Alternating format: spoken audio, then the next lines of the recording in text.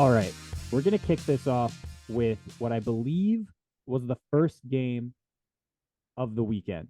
If I'm not mistaken, that was Brooklyn versus Philadelphia. I could be wrong, but I believe the Ben Simmons Bowl without Ben Simmons was one of the least eventful games. We've had 8 games, a lot of them been good, but Philadelphia cruised to a 121 to 101 victory.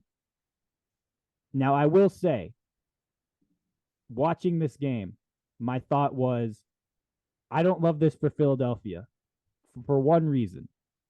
I don't think Brooklyn's in the playoffs if Kevin Durant and Kyrie Irving aren't on this team for, 50 odd games.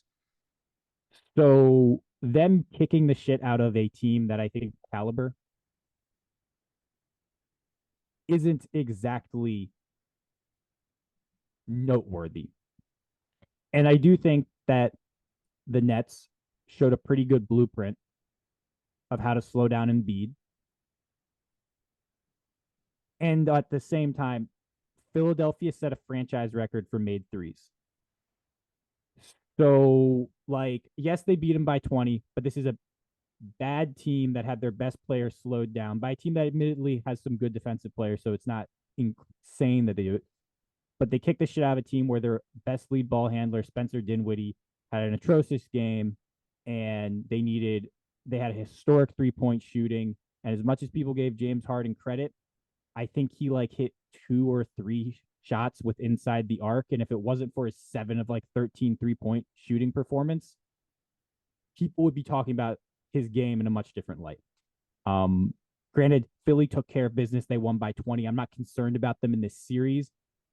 Or this is a team that wants to make it to the finals, win a championship. And there are some things I would be concerned about. James, do you have any concerns for the Philadelphia 76ers after this game? Or is it just they kicked the shit out of a bad team? Who cares? Yeah, no, I have one concern, and you already pointed to it. It's Harden's finishing. Is this going to be a trend or was it an aberration? That's what they need to answer now, right?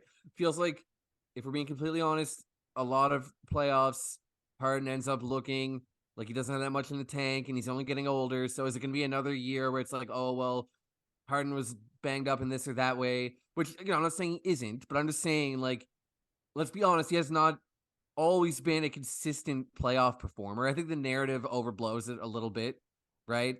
But Yeah. it is fair to say he doesn't level up in the playoffs, put it that way. Some guys level up, Harden kind of levels down, right? So if he can't finish throughout this playoff run, that's going to be a problem when they play teams that actually have a good lead ball handler and a primary offensive option and stuff, right? Because yeah, I mean, a fancier way to put it is that the Nets don't have shot creation, but a simpler way to put it is Philly's got the players, man. We're talking about a team with 2 MVP candidates versus the Nets. It's already over. This series is already over.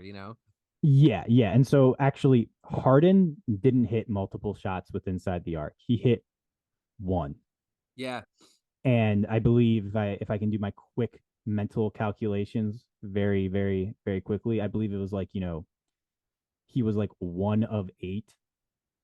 Yeah, he was Yeah. 1 of 8 with inside the arc. I mean, the 13 assists are great with only 4 turnovers. I'm not saying he had a bad game, but Let me, if I may like, jump back in. yeah, but 7 of 13 3-point shooting. I'm just going to say this before you jump in. I Okay. don't think James Harden can repeat that night in and night out because I don't He think can't, of Steph Curry course. can. Yeah, exactly. Nobody can do that, right? So my thinking is that the Nets were guarding Harden like Harden, right? Which at this point you still would do. But if he can't finish at all, teams are going to start to adjust for that defensively. And yeah, exactly. He's not going to shoot 7 and 13 from deep all the time. And then they're going to start taking those dimes away if they start taking the paint away. You know what I mean?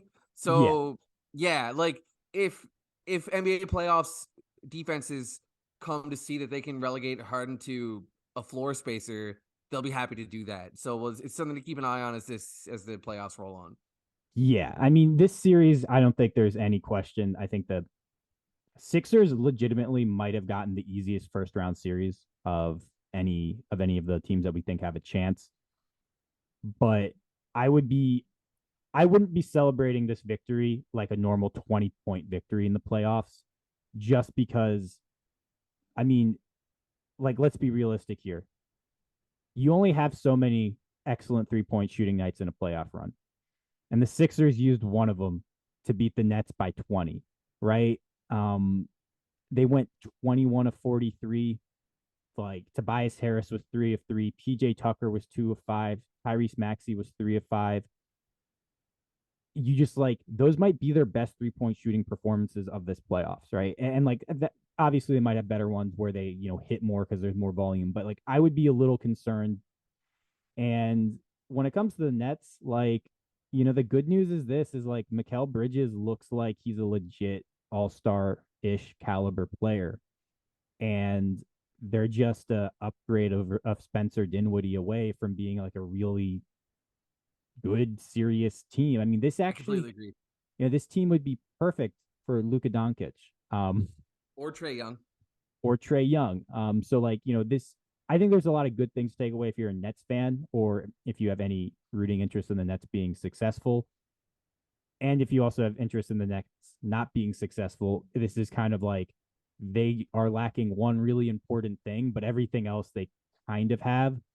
Um, they do concern me with like the rebounding, right? Like Philly isn't a great offensive rebounding team to begin with.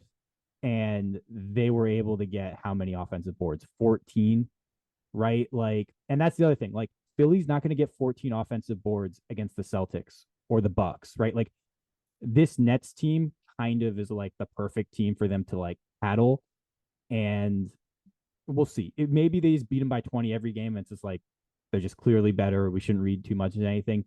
But this game, I actually left being more concerned about Philly's chances just because I go, okay, you can slow down Embiid. Maybe that's not what you want to do.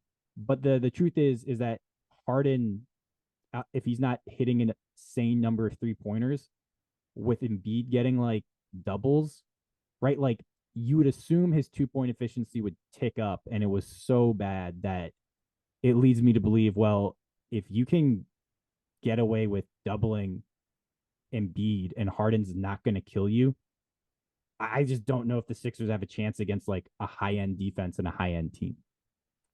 If Harden's not going to kill you, then no, I don't. I don't think they do. Right? I mean, because yeah, it's you can't really win with one star. You need to get you need 2 stars. Harden needs to play like a star. And like 3-point shooting Ricky Rubio is probably not that star. Let's move to the next one. Hey.